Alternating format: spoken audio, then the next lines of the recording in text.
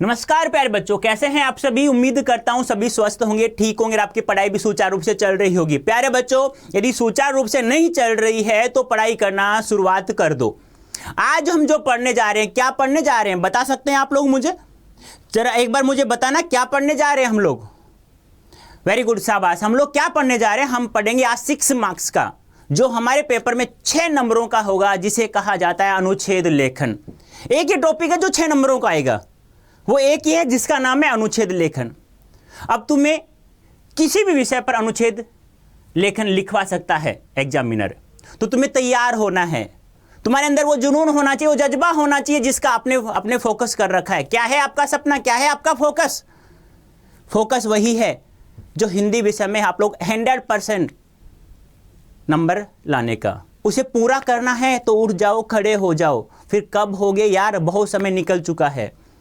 हमारे साथ साथ पढ़ाई करना शुरुआत कर दो। ये सब मैं क्यों बता रहा हूं, आपको पता होना चाहिए। क्यों? क्योंकि प्रत्येक बच्चे ने पिछली बार 90% मार्क्स से अधिक अंक प्राप्त किए थे। अब की बार मैं चाहता हूं कि और सभी बच्चे 98, 99, 100% नंबर प्राप्त करें। बिल्कुल ईजी है अनुच्छेद लेखन। तो जुड़ जाइए हमारे सेशन के साथ में, बहुत इंटरेस्टिंग टॉपिक होने वाला है जिसका नाम है अनुच्छेद लेखन। अब पहले हम लोग इस शब्द के बारे में ही जान चले, इस शब्द को ही समझ लें, फिर अपने आप पता चल जाएगा। देखो, यह शब्द है, यह 2 शब्दों के योग से बना है। एक है अनु, दूसरा है छेद। ठीक है, यहां हमारी है व्यंजन संधि। मानता हूं तुम्हें नहीं पूछा जाएगा एग्जाम में, लेकिन तुम्हें पता भी होना चाहिए कि यहां व्यंजन संधि कैसे हुई। एक बात अवश्य ध्यान रखना, जहां पर आप लोगों को 6 दिखाई दे, किसी भी शब्द में 6 दिखाई दे आप लोगों को, तो तुम्हें उससे पहले शवरहित च, आधा च लगाना ही है, वही शब्द शुद्ध होगा। जैसे मातृछाया, देखो मैं बहुत सारे शब्द लिख देता हूं। जैसे मातृछाया, 6 आया तो उससे पहले च अवश्य आएगा। जैसे उच्छ्वास आएगा च। जैसे अनुच्छेद, जैसे तरुछाया। बात समझ में आ रही है ना? कोई भी शब्द हो, मातृछाया, तरुछाया, वृक्षछाया, मातृछा, पितृछा, तो 6 से पहले हमेशा च आता है। और उसका संधि विच्छेद करेंगे ना हम लोग, तो च को हटा देना और च से पहले जो शब्द लिखा है उसको लिख देना, उसके बीच में प्लस का चिन्ह लगाना है, फिर उसके बाद जो शब्द है उसको जोंका तो लिख देना, वहां हमारा व्यंजन संधि हो जाएगी। ठीक है, तो हमें क्या लिखना है? अनु एक उपसर्ग है जिसका अर्थ होता है ऊपर। बहुत सारे अर्थ होते हैं एक शब्द के। उपसर्ग शब्दांश होता है जो किसी शब्द से पहले लगता है, लेकिन जब वो किसी शब्द के साथ जुड़ता है ना, तो उसके अर्थों में परिवर्तन होता हुआ चला जाता है। अनु का अर्थ पीछे भी होता है, बाद में भी होता है, आगे भी होता है, ऊपर भी होता है। ठीक है, तो हमें क्या लिखना है? जो ऊपर कुछ बिंदुएं दिए हुए होंगे हमें टॉपिक के, यानी मान लो कंप्यूटर पर लिखवाया हमें अनुच्छेद लेखन, तो कुछ बिंदु, संकेत बिंदु दिए हुए होंगे। उन संकेत बिंदुओं के द्वारा, उनको आधार बनाकर हमें एक अनुच्छेद लेखन लिखना होगा। चलो हम लोग शुरुआत करते हैं। क्या है अनुच्छेद लेखन? किसी भी विषय पर सटीक तथा संक्षिप्त भाषा में, किसी भी विषय पर सटीक, सटीक क्या होता है? स्पष्ट रूप से, संक्षिप्त छोटे रूप से भाषा में उस विषय के संदर्भ में सभी बिंदुओं को लिखित रूप में स्पष्ट कर देना ही क्या कहलाता है? अनुच्छेद लेखन। यानी कि तुम्हें जो पेपर में कुछ बिंदुएं दिए जाएंगी, उन बिंदुओं को सटीक रूप में, स्पष्ट भाषा के रूप में, संक्षिप्त रूप में आप उसे लिख देते हैं, तो वह कहलाता है आपका प्यारे बच्चों अनुच्छेद लेखन। ठीक है, इसमें किसी एक विषय पर एक ही अनुच्छेद में सीमित शब्दों का प्रयोग कर अपने विचारों को व्यक्त किया जाता है। सीमित शब्दों में, ज्यादा उसमें बनावटीपन, दिखावटीपन शब्दों का प्रयोग नहीं होना चाहिए। सरल एवं सहज, स्पष्ट रूप से, संक्षिप्त रूप, छोटे रूप में लिखा हुआ होना चाहिए, जो भी इंसान पढ़े उसको स्पष्ट रूप से समझ में आ जाए। अनुच्छेद लेखन में लेखक के लेखन कौशल की परख होती है। यानी कि जो भी लेखन लिखेगा अनुच्छेद, उसको उसकी अच्छी सी पकड़ होती है, उसकी परख होती है कि कैसा होना चाहिए अनुच्छेद लेखन, कितने शब्दों में होना चाहिए, कैसे कैसे शब्द उसमें होने चाहिए विषय के अनुसार, जो टॉपिक तुम्हें दिया हुआ है और जिन संकेत बिंदु आप लोगों को दिए जाएंगे पेपर में, उनके अनुसार आप लोगों को एक अनुच्छेद लेखन लिखना है। तो आपको बहुत अच्छे से आप लोग लिख दोगे ना तो 6 मार्क्स आपके कन्फर्म हो जाएंगे और यहां से एक भी नंबर नहीं कटेगा आप लोगों का। ठीक है, तो हमें कैसे लिखना है? स्पष्ट भाषा में लिखना है संकेत बिंदुओं के आधार पर। अब हमें यह पता होना चाहिए कि अनुच्छेद लेखन लिखने के लिए हमें कौन कौन सी बातों का ध्यान में रखना है कि भाषा सरल होनी चाहिए, कठिन होनी चाहिए, अलंकारिक शब्दों का प्रयोग करना है नहीं करना, छंदों का प्रयोग करना है नहीं करना, वह सब हमें पता होना चाहिए। तो पहला बिंदु है अनुच्छेद में व्यक्त विचार विषय या संकेत बिंदुओं से ही संबंधित होने चाहिए। यानी कि जो भी शब्द, जो भी विचार, अपनी कल्पना भाव आप लोग लिख रहे हो उस टॉपिक पर, जो टॉपिक तुम्हें दिया हुआ है, तो जो संकेत बिंदु नीचे दिए हुए होते हैं ना, उन्हीं के अनुसार आप लोगों को लिखना है। विचार आपके उसी संकेत बिंदुओं के आसपास ही होने चाहिए, अलग नहीं होना चाहिए। नंबर 2 है भावों में स्वाभाविकता होनी चाहिए, यानी मौलिक होने चाहिए। बनावटीपन, दिखावटीपन शब्दों का प्रयोग नहीं होना चाहिए। वही शब्द होने चाहिए जो आपकी आम भाषा में प्रयोग होते हैं, जिन्हें प्रत्येक टीचर समझ सके अच्छे से। नंबर 3, अनुच्छेद लेखन में भाषा सरल एवं सहज होनी चाहिए, कठिन शब्दों से बचना चाहिए। यानी लंबे लंबे वाक्यों से बचना चाहिए, लंबे लंबे शब्दों से बचना चाहिए हमें। बिल्कुल भाषा सरल एवं सहज होनी चाहिए। अनुच्छेद लेखन व्यक्त विचारों के मध्य परस्पर सुसंबद्धता होनी चाहिए। क्या होता है ये? यानी कि एक शब्द दूसरे शब्द से जुड़ा होना चाहिए। ऐसे नहीं कि एक शब्द बिल्कुल अलग दिखाई दे रहा है, दूसरा बिल्कुल अलग दिखने का मतलब ये नहीं है कि मतलब एक शब्द से दूसरा शब्द है ना, उसका संबंध होना चाहिए, जुड़ाव होना चाहिए। जैसे आपका संबंध अपने माता पिता भाई बहन से है, और भी बहुत सारे संबंध होते हैं जिसके बारे में आप लोग दिन रात सोचते ही रहते हैं। अरे मत सोचा करो फालतू की बातें, तुम्हें तो केवल अपना लक्ष्य उद्देश्य याद रखना है कि हमें हिंदी विषय में अब की बार 100% नंबर लाना है तो लाना है तो लाना है। क्या करना है वो सब मैं बता ही रहा हूं। अनुच्छेद लेखन में आदि मध्य अंत का होना अनिवार्य है। यानी कोई भी किसी भी प्रकार का अनुच्छेद लेखन लिखते हैं, जैसे कहानी उपन्यास नाटक लिखते थे ना हम लोग, वैसे ही प्रारंभ भी होना चाहिए, मध्य भी होना चाहिए और उसमें अंत भी होना चाहिए। ठीक है, तो मैंने क्या कहा, अनुच्छेद लेखन होता क्या है? जो भी तुम्हें स्पष्ट रूप से जो बिंदु दिया जाता है, जो संकेत बिंदु नीचे होते हैं, उस विषय पर तुम स्पष्ट रूप से स्पष्ट बिंदुओं के रूप में, शब्दों के रूप में, सरल भाषा में आप लोग उसे लिख देते हैं, तो वह अनुच्छेद लेखन कहलाता है। अब देखिए, पहला है आपको अनुच्छेद लेखन लिखवा रहा है, किस पर लिखवा रहा है? देखो, अनुच्छेद 370 और 35A पर भारत की वर्तमान स्थिति पर अनुच्छेद लिखिए। यानी कि अभी नरेंद्र मोदी ने, आपको पता होगा, जम्मू कश्मीर से संबंधित आर्टिकल 370 और 35A को समाप्त किया गया था, तो उसके पर आप लोगों को एक अनुच्छेद लिखना है। संकेत बिंदु आपको दिए हुए हैं कि अनुच्छेद 370 और 35A का प्रारूप क्या था, क्या होना चाहिए, क्या होना नहीं चाहिए, क्या था, लागू करने का उद्देश्य क्या था, इनको पहले लागू किया गया, अब बंद किया गया, इसके परिणाम क्या हुए, स्टार्ट किया था, लागू किया तब क्या परिणाम हुए थे, अब जब उसे समाप्त किया गया तब क्या परिणाम हुए हैं, वर्तमान स्थिति कैसी है, जब इनको समाप्त कर दिया गया है तो वर्तमान स्थिति कैसी है, फिर निष्कर्ष लिखना है। हमें केवल क्या करना है, इन संकेत बिंदुओं को ध्यान में रखकर ही एक अनुच्छेद लिखना है, यह ध्यान आपको रखना है। और भाषा सरल एवं सहज होनी चाहिए। जैसे आप लोग निबंध लिखते हैं ना, निबंध में तो आप अपने हिसाब से बनाते हैं,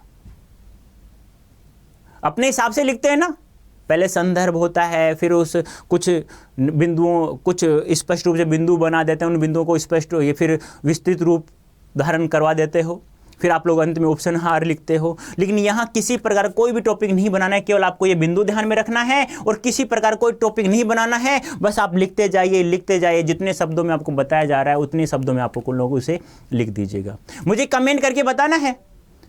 जब मैंने आपको सिलेबस के बारे में डिस्कस किया तो मैंने बताया था कितने शब्दों में आपको अनुच्छेद लिखना है। मुझे कमेंट करके बताना है अभी जल्दी से कि कितने शब्दों में हमें एक अनुच्छेद लेखन लिखना है, जिससे हमें 6 मार्क्स प्राप्त होंगे। तो देखो क्या होता है, अनुच्छेद 370 क्या है। 17 अक्टूबर 1949 को भारतीय संविधान के अनुच्छेद 370 एक अस्थायी प्रावधान के अनुसार संसद को जम्मू कश्मीर के बारे में रक्षा विदेश मामले और संचार के विषय में कानून बनाने का अधिकार तो था, लेकिन सभी अन्य विषय से संबंधित कानून को लागू करवाने के लिए केंद्र को राज्य सरकार की मंजूरी चाहिए थी। 35A राज्य विधानमंडल को स्थायी निवासी परिभाषित करने का अधिकार देता था।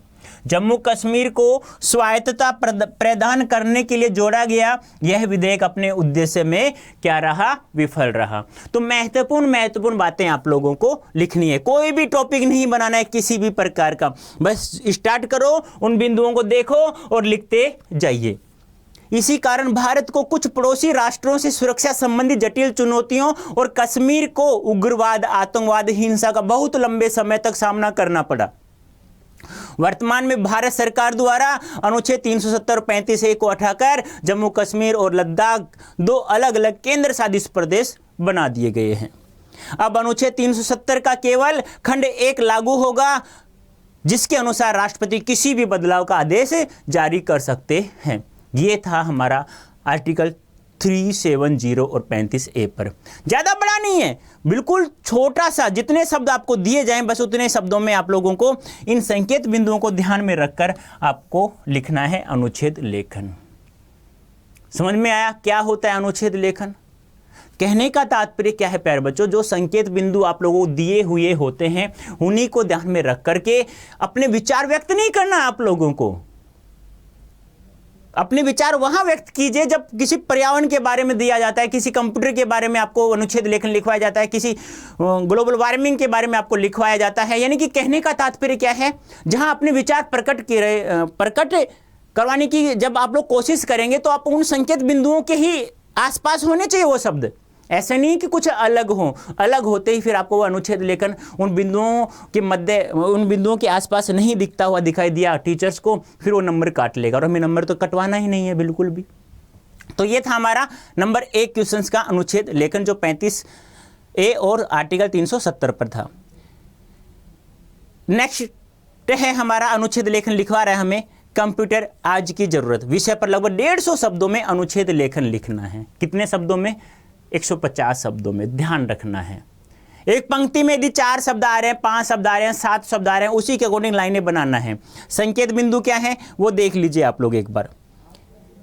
कंप्यूटर का परिचय, कंप्यूटर की उपयोगिता, कंप्यूटर से होने वाले लाभ और हानियां, बस इन्हीं बिंदुओं को ध्यान में रखते हुए आप लोगों को 150 शब्दों में 150 शब्दों में अनुच्छेद लेखन लिखना है।